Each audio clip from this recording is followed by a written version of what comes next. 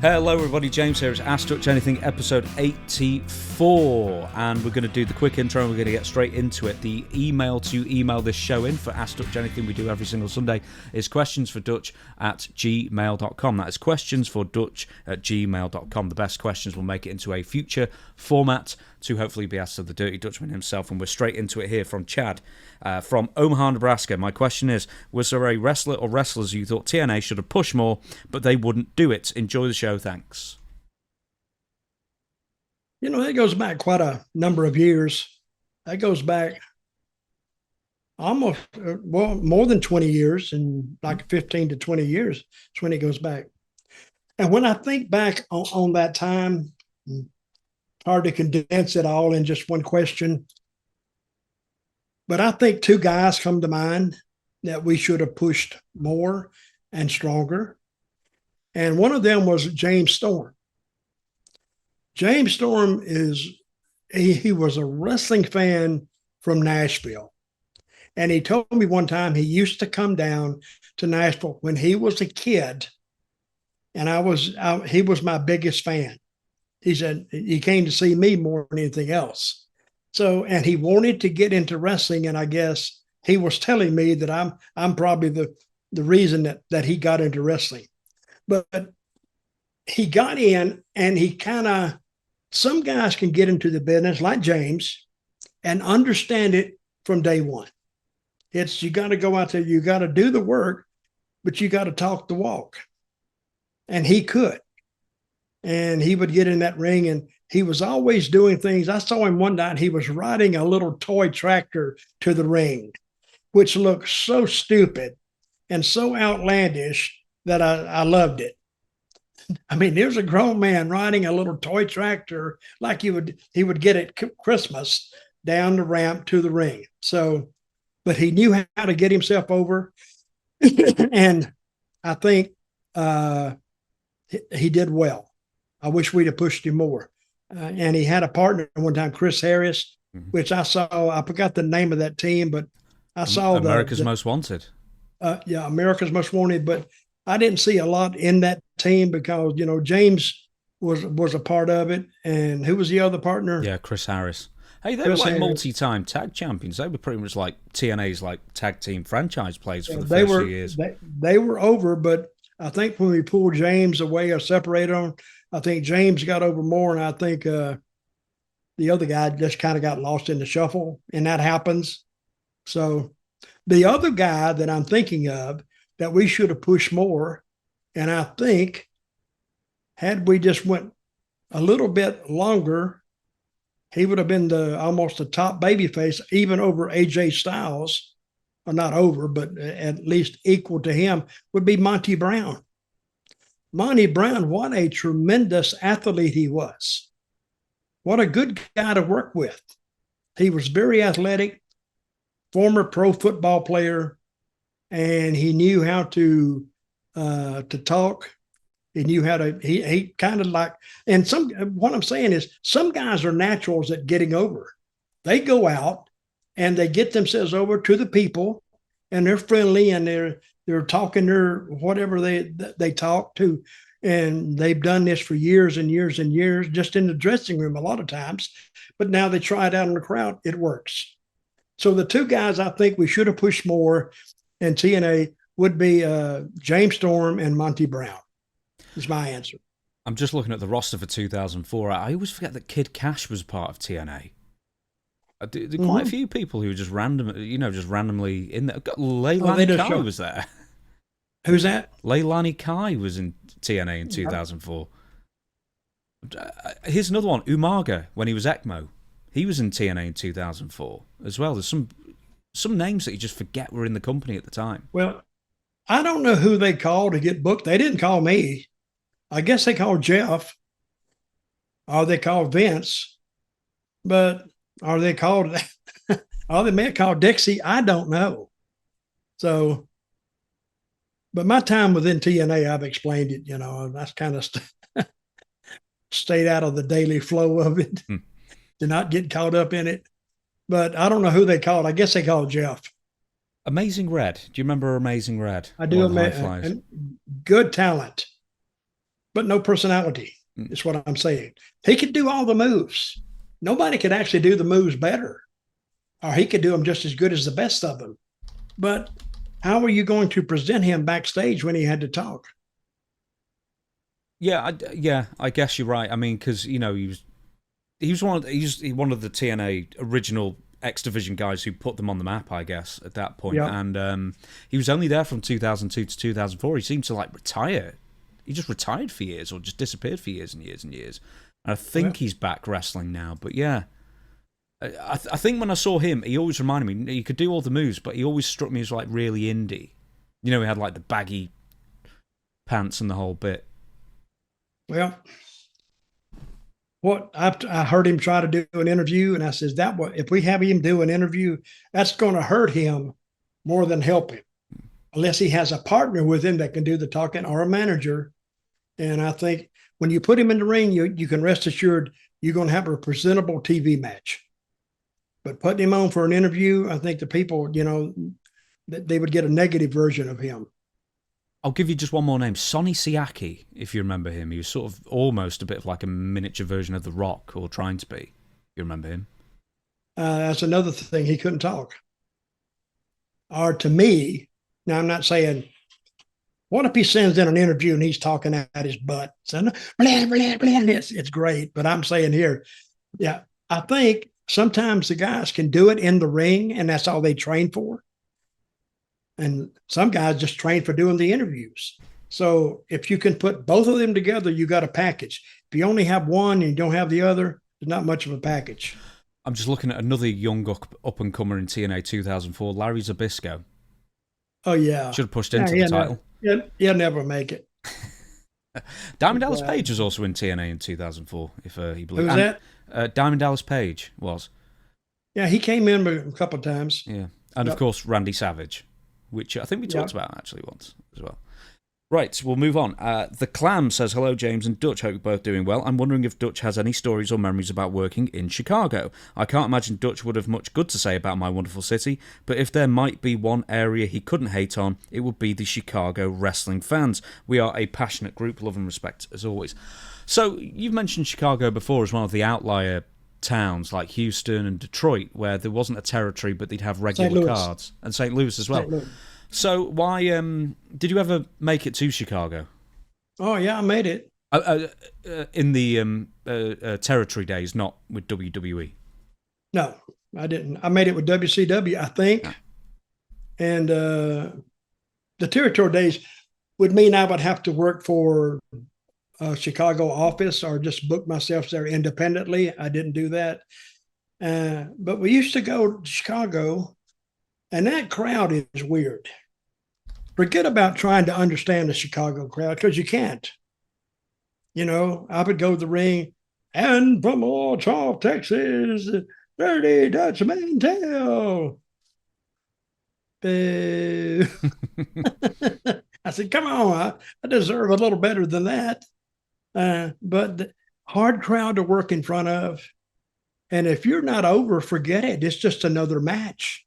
People saying, hell, I'm going to go get a Coke, And when I was with WCW, I was out there with the Blue Brothers who weren't over. Now, if you're with somebody who's really, really over, yeah, they're gonna respond. That is a professional wrestling crowd. So unless you have something unique or different or they've never seen before, they don't give a crap. And they'll tell you that by just sitting there. And I used to look at ringside and they go, yeah, whatever.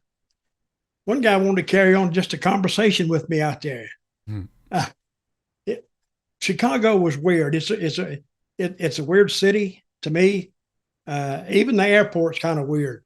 But Chicago, what was this guy's name? Oh, I've lost it. The Clam.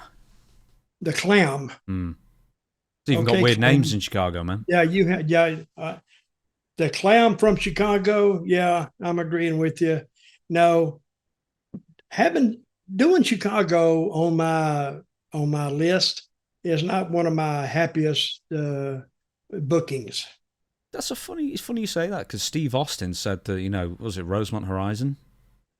He said, "What?" Was it the Rosemont Horizon in Chicago? Was that the Well, venue? they had a couple of Yeah. buildings, yeah. Yeah, he said Steve Austin said that was his favorite crowd, his favorite town to wrestle in of all time. But big difference between me and Steve Austin. Hmm.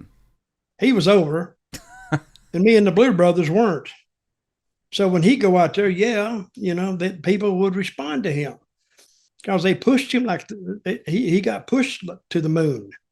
I got pushed out the door.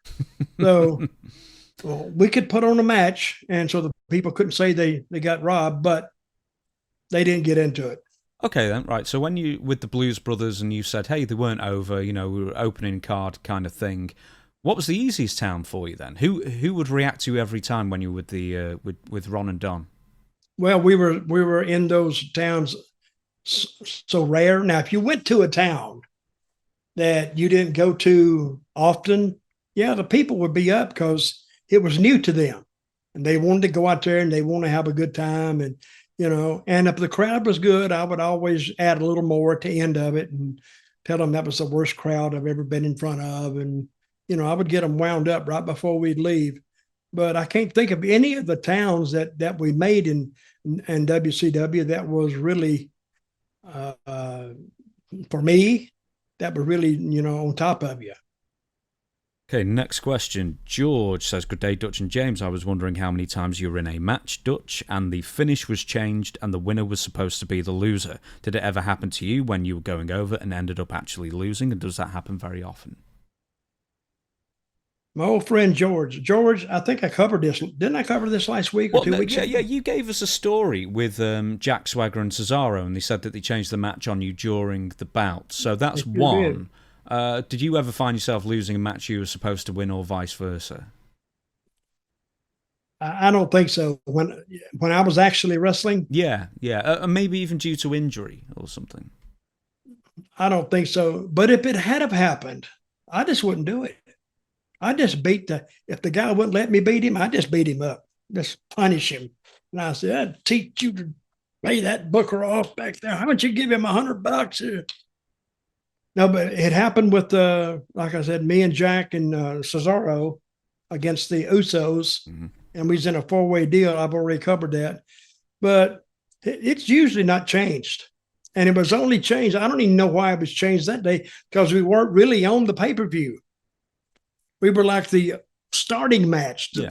That was just for the crowd. So, and it didn't make any difference since nobody saw it, I don't guess. But they did change it after we got into it. Jim from Wichita, Kansas says, hello, Dutch. Can you tell me, was Jeff Van Camp the originator of the character Lord Humongous back in the 1980s? What did you think of his portrayal of the character versus others like Mike Stark and Sid Vicious? So Jeff Van Camp. I'm trying to think. I was in Continental, which was the Birmingham, Alabama territory, and they covered North Florida and part of Georgia and Alabama and a little Mississippi. I think, to me, and I don't know if Jeff Van Camp had it first, or did Sid have the gimmick first. I think Jeff Van Camp had it first, and Sid, we were going to bring him and Bruno, and we looked for a suitable attire for him, and Humongous name came up, and so Sid came in as Humongous, and he did the gimmick well. I mean, he was good at it. So what was the question? Basically, if Jeff Van Camp was the originator. I can't say, but either he or Sid was the originator of it. Next, Taylor. Hey, Dutch, were you there when Jim Cornette unknowingly attacked a mentally challenged fan with a racket? Where was this? Doesn't say.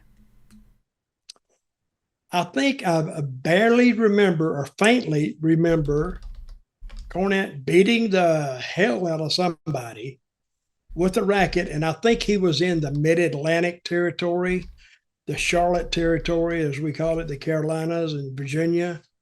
And I'd heard about that, and the person turned out to be mentally challenged which added a little more steam to it. And I think he had a lawsuit over that. I don't know how that ended up. Any way you can tell? Can you ask one of our artificial intelligence arms if anything happened over that? That might have been the one where he got sued. I know he was sued in I'm sure he got 1990 sued. at some point, and I think he had to avoid somewhere for a while. I can't remember the entire story, but anyway, we've actually got a follow-up question regarding Jim Cornette, which I know you actually listened to his comments about it. So, from Henry, what do you think of Jim Cornette naming yours and Jerry Lawler's brief series of matches in Memphis as the greatest babyface versus babyface feud of all time? Of all time? Mm-hmm. Wow, that takes in quite a range of territory. Well, I've often said about me and Lawler, and it wasn't my idea, it was Jerry Jarrett's idea. Because he came up to me, and sometimes Jerry Jarrett would have, and I thought he was a great, great booker. You know, you can only do it so many years and get a feel for it.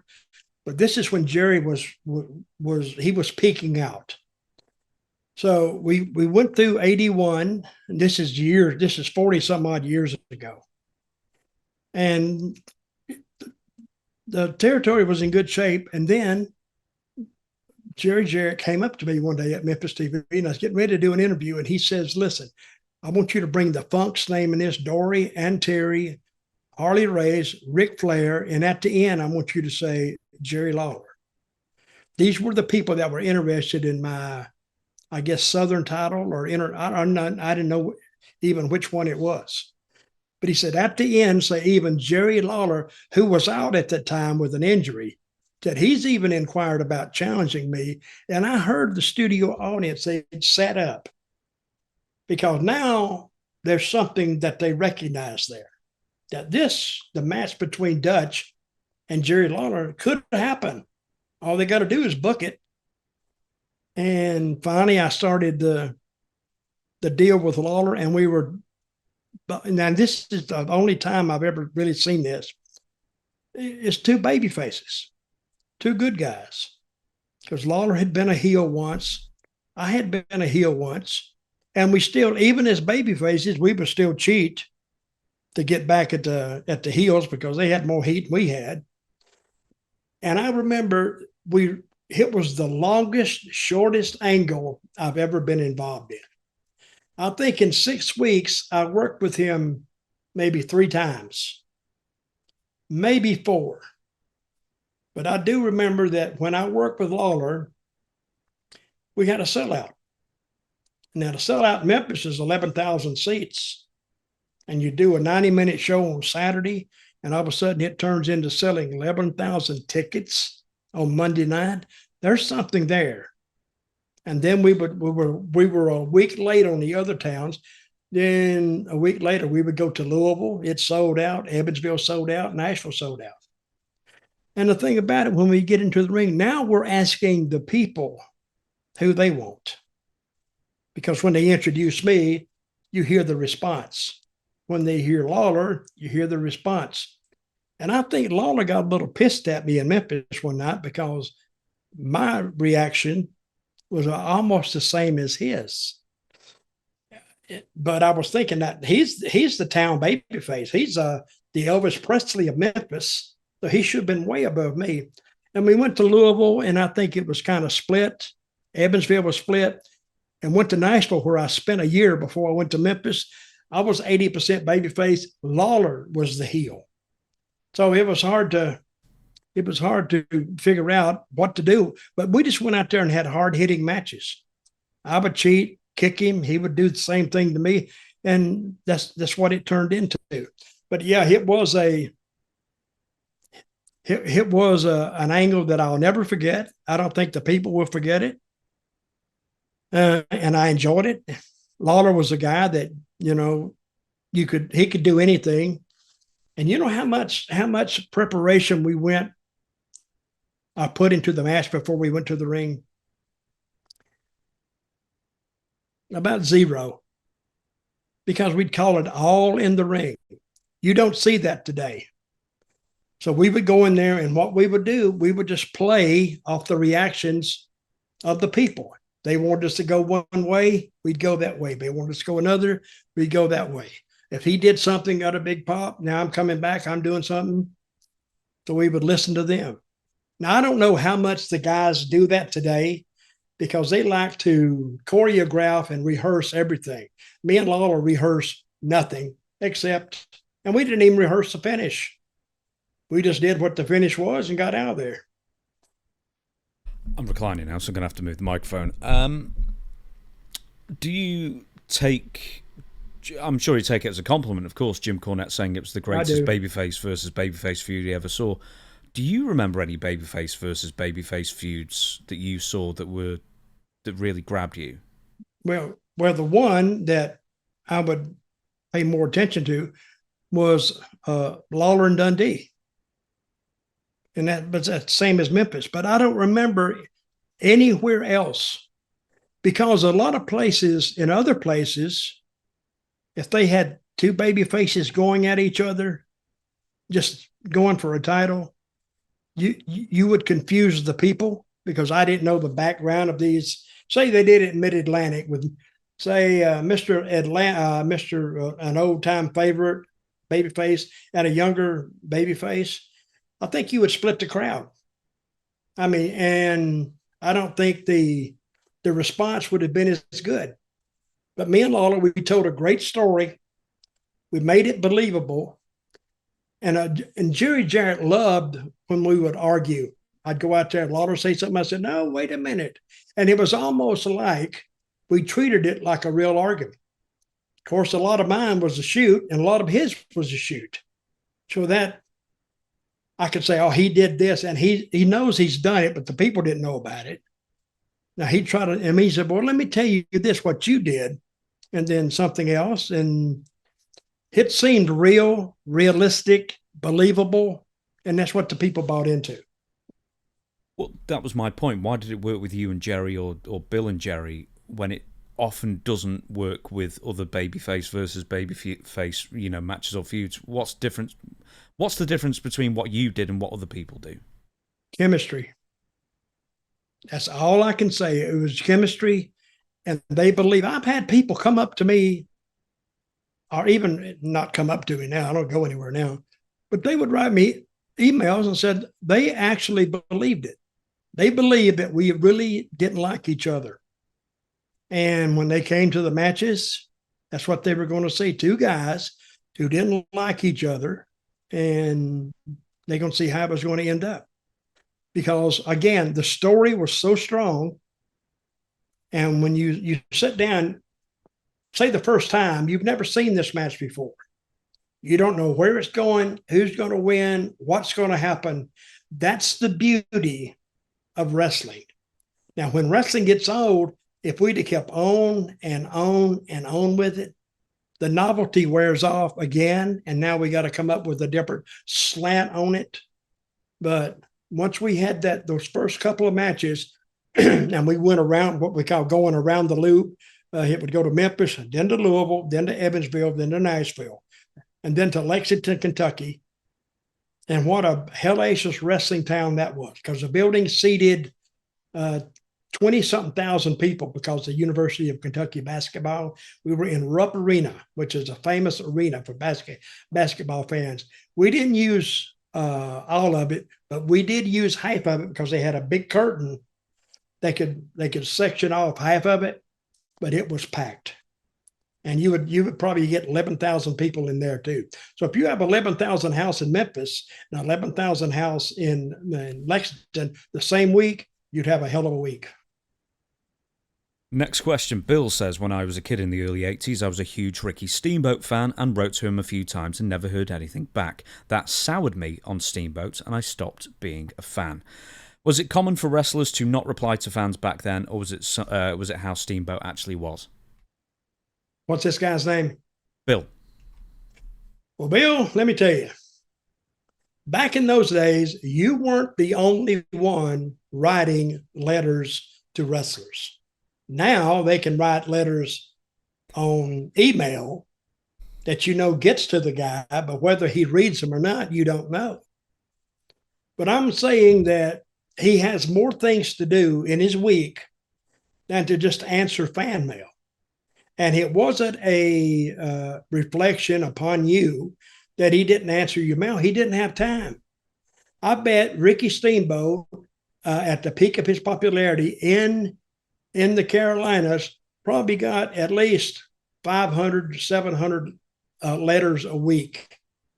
And so he may have answered a few of them, but he can't answer all of them. And what's he going to say? Oh, thank you very much, and sign his name. And that's it.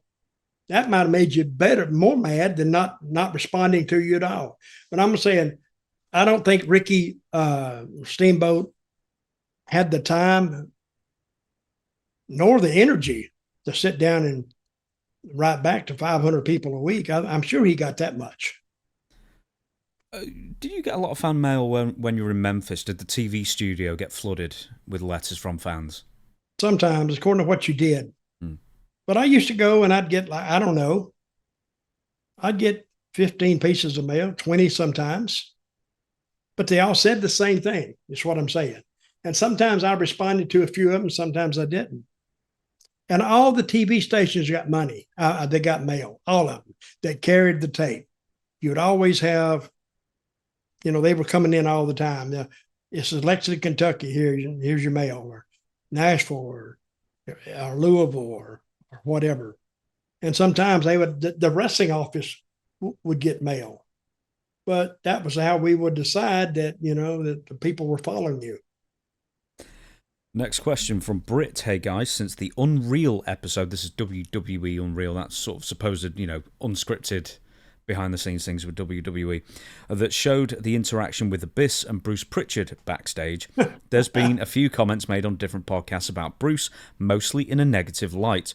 While I obviously only know him from the podcasts and interviews, I found him to be one of the more likeable personalities, perhaps a required, he's put required, but acquired taste. What was your experience like with Bruce? Oh, my experience with him was fine. It was good. I met him in WWE. Of course, I'd known his brother for quite a while, and they were both from Houston. And they used to go down to watch Houston wrestling with Paul Bosch. I forgot the building they had it in. I can't remember now, but it was always a good house. And when you went to Houston to wrestle, I don't care if you were first match. It's not like I talked about the Chicago crowd. They would sit there and Dutch Mantell, get out of here. We didn't come to see you. But in Houston, I'd be on second or third, fourth, maybe, and they were live. So it actually helps your match, helps your mood. And if the people respond, Houston was always a live crowd. So, and Bruce was, I think Bruce started there for Paul Bosch. And I think somehow Vince found out about him, or Paul Bosch told him. And he went to work in the WWE. And to me, he's always been a good guy. Now, on the show, it shows him ribbing Abyss, but that was a rib. And he was standing back like this, and I was watching him. And Abyss, it's like he's looking over and judging how he's doing as an agent. And I can tell you right now, Abyss was nervous as hell.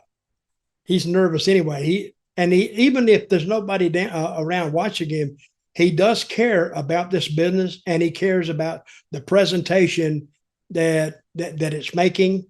And if he has anything to do with it, he's going to nitpick it till he gets it to where he wants it to be. And he was hoping that what he had done passes the smell test with Bruce. And what did Bruce tell him at the end? Is that it or something? No, he just said, well, you went over time and it all went wrong, but it's fine.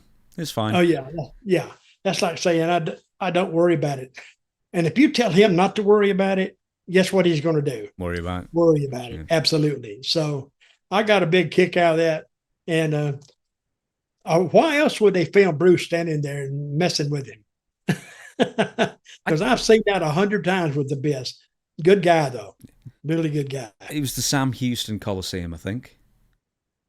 Am I Sam right? Houston. Yeah. That's what it was. Okay, right. So I asked this Stevie, and apparently it was a running joke when he was in WWE, but what does Bruce Prichard actually do in WWE? Because nobody seems to be able to quite define what he does. I don't know. So he's I've just asked there. the same question. What does he do? Yeah, I mean, I don't know what he does. I don't know what his job is. And I really, but he was, other than Vince's right hand man, I think Bruce went with him because he kind of understood the wrestling business. And somebody would talk to Vince, and I think Bruce would sit there and listen to it, maybe take notes or not. But later on, Vince would tell Bruce, say, Bruce, what was so and so saying? And he said, well, what he was saying, Vince, is this and this and this and this. Oh, yeah, that's a good point. I'm glad you remembered that. I've not forgotten it. But that's what he was there for, I guess, as just a sounding board and a tape machine. And tell Vince back what he had said and what had happened. I think the other thing that was suggested is that Bruce, more than anybody in the company, knows where all the bodies are buried, which is why he's probably got a job for life in the company. Well, he probably does. So he was there for how long? He was there for years. He was like 87. He's still there. He was 87 to 2009. Then they fired him. I don't know if it's because I think he had issues with drugs at one point, and then I think they got rid of him. Maybe 2008, 2009. So he was there for like a over 20 year stint, and then he's been back since. Then he went to TNA for a year. Yeah, then he went to TNA for a bit. He was in MLW briefly for a while as well, and then he was doing the podcast with Conrad for a while, and then while he still had the podcast, he ends up going back to WWE. A rough guess, 2019. So he's got nearly 30 years. Yeah, he still has a podcast. No, not anymore. He's done with it now. Okay, best I can tell. His podcast was pretty good. I listened to it. Yeah. So he's been with the company in total nearly 30 years now, I'd say. Wow, that is a long, long time. How old is Bruce? He got to be 60 something. I think he probably is. While I find that out, can you tell me, is it fair to call Bruce a yes man? Because he's so close to Vince all these years. I sort of figured that you can't be that close to Vince without being a yes man to an extent. 62, by the way. Mm-hmm. Well, I don't think he's there to disagree. Let me say that. What I think Bruce is, he's knowledgeable in the wrestling business. So when Vince used to ask him something, he would give his opinion on it. And that may have varied with what Vince said. And then, if it varies, he can say, but I'm not the expert on it. That's really your job in creative. So he didn't really push whatever he wanted, but he was saying, hey, I'm going to leave it up to you guys. But this is my view. And he would give his view. There's nothing wrong with that. Adam writes in and says, hello, James and Dutch. Recently, Dolph Ziggler suggested that John Cena's last ever WWE match should be a gauntlet match where he faces 7 different WWE superstars and ends with a final showdown between him and The Rock. What do you think of this idea? That must be, apart from The Rock bit, that must be one of the worst ideas I've ever heard. What was the idea now? A gauntlet match with 7 wrestlers. Yeah. And then he has a showdown with The Rock. What's going to happen then? I don't know. He dies from exhaustion? No kidding. I don't know. I'd have to hear how he lays that out. So a gauntlet match is 2 guys start, right? Yeah, and the loser of that fall, he leaves and another guy joins in, a fresh guy. Yeah. And it comes all the way down to who? The Rock. It's not like The Rock's been available all year practically already, so I don't. It seems improbable. And whoever overlasts that, then The Rock comes in. Yeah. I don't get it. Yeah. All right. Larry from Alabama says, in the days of kayfabe, did you ever know of fans betting on the outcomes of the matches?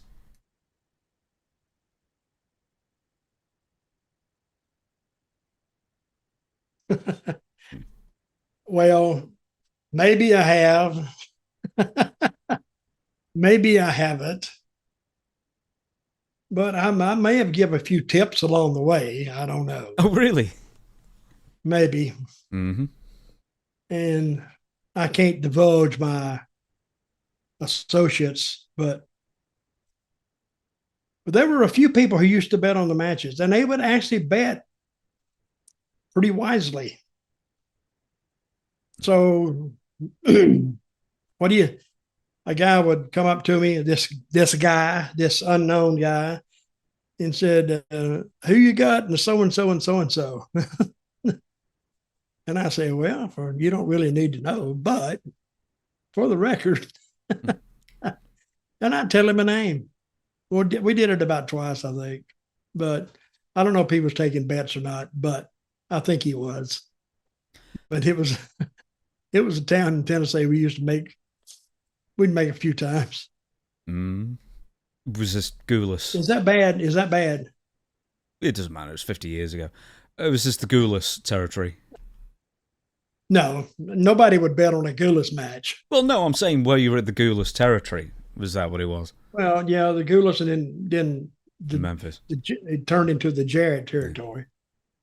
So, would you ever see? I mean, let's say you're not funneling this information for a kickback, you dirty scoundrel. Let's say, did you ever see money changing hands between fans, like at the end of a match, maybe? No, I never saw that. I was never that inside. I was on my way back to wherever I was going next. They were dealing with it in that town. So I never saw that. Supposedly, you could bet on wrestling up until, I don't know if it's the 1920s, maybe the 1920s, when obviously the true nature of professional wrestling was apparent enough to enough people that bookmakers stopped taking bets on it. Was there anywhere? Okay. Yeah. So they've taken all the questioning out on it now. It's just open sourced, but they still take bets on wrestling. Yes, they do. What's that betting site? The King's what or King what? Oh, DraftKings. DraftKings, I think, does it. Quite a few places do it. I very occasionally, if I bet, it'll be on Sky Bet, and they do. But they've got a limit. It's £25 per bet, which is what, $31, $32, $33. So you can't lose your house over betting on wrestling. So you got to. But is it a single bet, or is it like a series of bets, like 5 bets? Like an accumulator.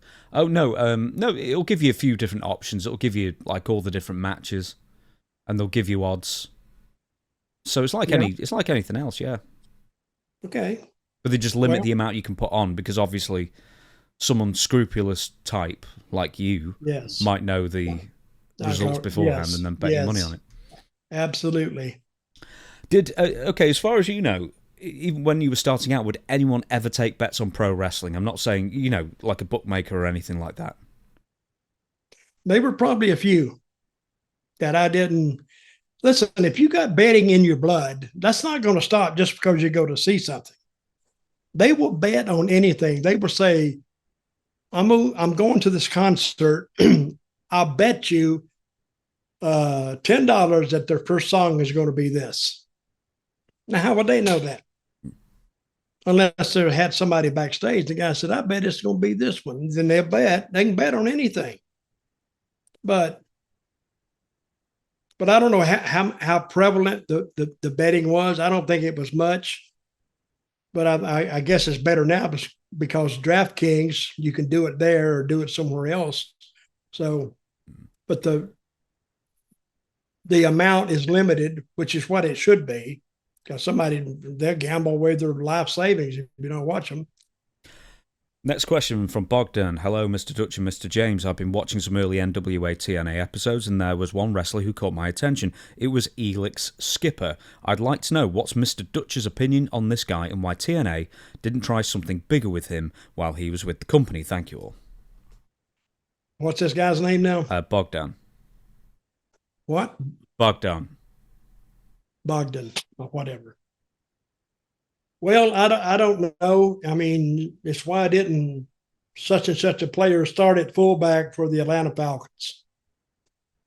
We don't know. I wasn't the coach, and even though we put him on the card, And I think I covered this a little earlier, didn't I? Or You didn't mention Elix Skipper as a he name. couldn't talk. He couldn't talk. He was great in the ring. And I remember him when we had that cage match and they was trying to get that thing and they were diving from the top rope or the top of the cage. And I'm thinking, what the hell are they doing? It made sense, but they were taking hellacious bumps. They really were. But the thing with Elix was he had trouble communicating and getting the people to buy him as a character. He doesn't. Some people are good talkers naturally. Some people aren't. He was gifted in ring expertise, but in the verbal display of it, he couldn't make you feel like you knew him. So there's some guys can go out there and just start talking. It's like you've known them all your life, and that's the way they affect you. Elix was grasping for words, grasping for content, and it became like embarrassing the longer he went on. We tried it a few times, but he couldn't talk, and the work wasn't the problem. It was the interview time.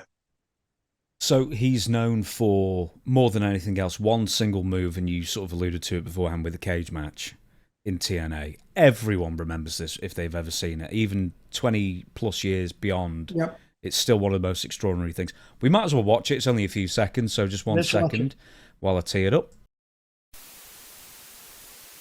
Oh, I remember this. I was watching it in the dressing room, and I knew he was going to do it. But I'm saying, man, that's a risky move. And there was something else I was worried about after they took the bump. But he walks down the cage, which is like walking a high wire. And he did it and did the leg scissors and took the guy. Unbelievable. But I do like Don West go, no way. Oh my God. He was that guy was. I told him one day, slow down and you'll be a lot more effective. And he did, but they didn't tell me this till they wanted to bring in, who was the the announcer they brought in after Don West? It was Taz, wasn't it? It was Taz. Yeah. So, and I disagreed with it. I said, well, listen, I'll show you how Don West, how good he can be. And I went and I got on the headset and I said, Don, I want you to do the same thing, but just slow it down. And I'll feed you some lines and you come out with them. And man, when he did that, then they weren't like competing for airtime. Him and who was the other announcer? I can't Taz remember his and Mike name. Tenay. Yeah, Mike Tenay. They weren't competing for airtime. But anyway, when he did that, when he screamed, I let him scream. I was screaming. But if you look at it, when he takes, who did he take off the top rope? I don't know. It might have been Chris Harris or someone, actually. I don't think so. I think it was a smaller guy. But anyway, Yeah, he took him off. And then when he landed, the guy landed about this far away from his ankle. If he'd have landed on the ankle, he would have broke his ankle. So I'm glad he came out of that. And that is, and the whole, where I was back at the go position and everybody was watching on the big TV. I was watching it on the monitor right in front of me. And the whole place exploded. Like, oh my God. And then when he come back, people were all congratulating him. And that's what I liked about TNA. When a guy did something good, all the other guys, they would tell him that was good. But I think he would have got a bigger push. If he could have talked like Monty Brown, I think he would have been fine. If he was the size of Monty Brown as well, he would have been fine. Well, maybe, but I think if he just talked a little bit like Monty Brown, then that should have been two guys we should have put together. You tell me 30 years too late. Sorry. Two more questions and we'll call it a day. Matthew says, hello, Dutch. Many people over the years, such as Ole Anderson, Bret Hart, Honky Tonk Man, and Bruno Sammartino claim that Ric Flair always wrestled the same match. With Bruno quoting, if you've seen one Ric Flair match, you've seen it 100 times. In 1981, Ole Anderson wanted Ric Flair to be the NWA World Champion because of the same high spot he always did, where he would get whipped into the corner, flip over the top, run the corner, then climb up just to get gingerly slammed off the top all the time. You were saying in Storytime with Dutch about how he'd always land on his hip as well. Bret in 2004 buried Ric Flair by saying that he was a Buddy Rogers ripoff with non-stop non-psychology and a routine man.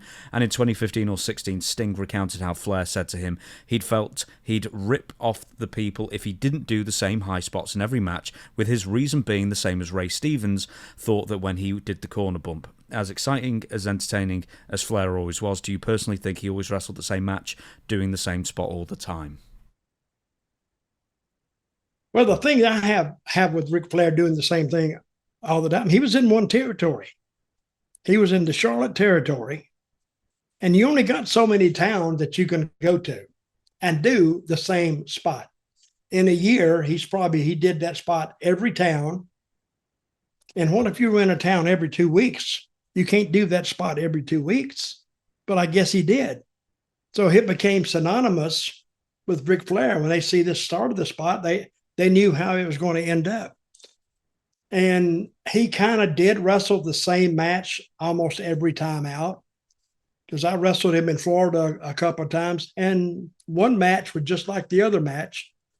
No difference. The finish was different, but yeah, he would more or less do the things that he was noted for. And he has a point. Sometimes he said, if I don't do this, the people feel ripped off. There's some validity in what he was saying, but I don't think Bret and Bruno and I don't think they're talking out of turn, because he did do the same match. Is Ric Flair an outlier? As in, he had to do the same match? I mean, with some variations, of course, because people actually would have just been unhappy. Well, I don't know. What do you mean by outlier? Well, you know, like for most people, if you just did the same routine over and over and over again in the same towns, it would have died a death. But with Ric Flair, for whatever reason, it didn't. I think they're talking about title matches, but I think he was in different stories. You know, the stories were different, so he didn't have to do this. And a lot of time during his hot run, he was a babyface. So they turned him and I don't know why they turned him back heel. Usually, when a resident heel a resident champion is there, it's usually a heel.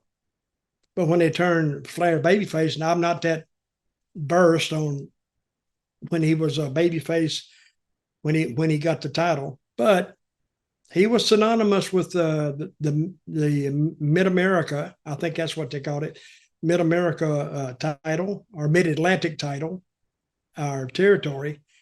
And yeah, I think everybody has a point in this, because he did do a lot of the same things in almost every match. And the older he got, the more prevalent those spots became, because he felt comfortable doing them. So just for this other quote, in 1981, Ole Anderson wanted him to be the NWA World Champion. So apparently the reason for that is because Ole thought he was killing the territory. Because, as you said, you know, if you've seen one Ric Flair match, you've seen them all, kind of thing. But if he was world champion, he would be in a different territory every week. And therefore it's sort of still be a relatively unique thing to watch a Ric Flair match at that point. Yeah, I don't think he's a guy that could work every night, because his stuff would get old fairly quick. And Ole had probably the best thought. If he was champion, he'd be out of here, but we'd still have access to him for our big shows, which makes sense. Because I would rather draw $100,000 back in those days, or more, $150,000 in Greensboro once a month, than trying to draw $150,000 in a week trying to do all these other towns. So it kind of made sense. And it probably, and I don't think Ole and Rick get along anymore, because Ole was the booker, and I didn't think Rick agreed with him. So, but he took the book one time in Atlanta, didn't he? Ric Flair did in the late 80s. I think that's when Jim Herd was in charge, yeah. And how long did he stay as the booker? Not that long. You know why? Jim Herd? No, it takes time. Mm. And he wasn't willing to invest the time in the job. And he had a creative team, but I don't know how much his just because you're a great wrestler does not mean you can conduct or book other wrestlers, because that's an art too. It's an art form all unto itself. So Flair was good at the working part, wasn't good at the booking part. We'll end on this. It's been a very TNA heavy episode, I've realised, actually. But anyway, Frankie says, "Hi, Dutch. Do you have any stories on Shawn Michaels' forgotten cousin, Matt Bentley, a.k.a. Michael Shane? He was in TNA for years in the X Division and looked to be in line for somewhat of a push, linking up with Shane Douglas, but after several years never really seemed to do much and left in 2007. The last thing he was doing was being associated with Raven in Serotonin Group." So do you remember anything about Michael Shane? No, I hardly remember him, really. Oh, good. What? Hang on. Well, I'll tell you what. While you're looking, I don't know. Oh, you stop now anyway. Right. Okay. So you hardly remember Michael Shane, despite the fact he was there for 5 years. So he didn't. But he never stood out. Yeah. Well, he was a lot smaller than Shawn Michaels. Him being Shawn Michaels' what, cousin? Yeah. It means nothing. He's not Shawn Michaels, and he wasn't a big guy. He done some things, but that was it. You got a phone call? Yeah, let me take it. Okay, one sec. All right, then. Okay, so, right, let's leave the Michael Shane thing almost there, but I want to tell you fun facts. I thought I did some research. Okay. So Michael Shane was forced to change his name. It's meant to be a bit Shawn Michaels-y, Michael Shane kind of thing. And I don't know if I think it may have been Kid Cash with Lance Hoyt. I can't remember where Michael Shane fell in, but he was X Division anyway. Back in 2005, right, WWE trademarked the name Mike Shane for one of the Shane twins that was going in and was briefly in WWE. TNA then had to go back through the archives and remove all references to Michael Shane because it was too close to Mike Shane, including redoing the on-screen graphics and the commentary on some of their own DVDs because Michael Shane or Matt Bentley had never bothered to trademark his own name. Well, in his defense, I didn't think we didn't do it back in those days. You know, like Dirty Dutch Mantell, I didn't trademark it. I think it's fathered in now. I don't know, but that costs money. He probably wasn't making that much money, but it will cost, and that's TNA's fault. They should have done it. If they're going to use it, because it costs them a ton of money if they had to back up and re-voice over and reshoot and do all this stuff. It cost them a ton of money to do that. Nuts. Anyway, well, I don't know how many TNA DVDs they were selling, but still they had to do the work, if nothing else. Right, we're going to... Yeah, I'm sorry. Oh, no, it cost them a lot because they have to fly those guys in. Then it's studio time. It's all this time. It's a lot of money to go back and redo that stuff. Then you got to research it, what they said, what happened. I wouldn't want to do it. No, I don't blame you either. Right, on that note, we're going to say thank you, everybody, for joining us. Once again, the email is questionsfordutch@gmail.com if you want to email into the show for a consideration of a question for a future episode. Until then, we'll see you on Wednesday for Storytime with Dutch Mantell. Everybody out there, and Dutch, what was it you used to say? Everybody within the sound of my own voice, please rise, put your hand over your chest. Everybody within the sound of my voice, please rise and say along with me, we the people. That was it. We the people.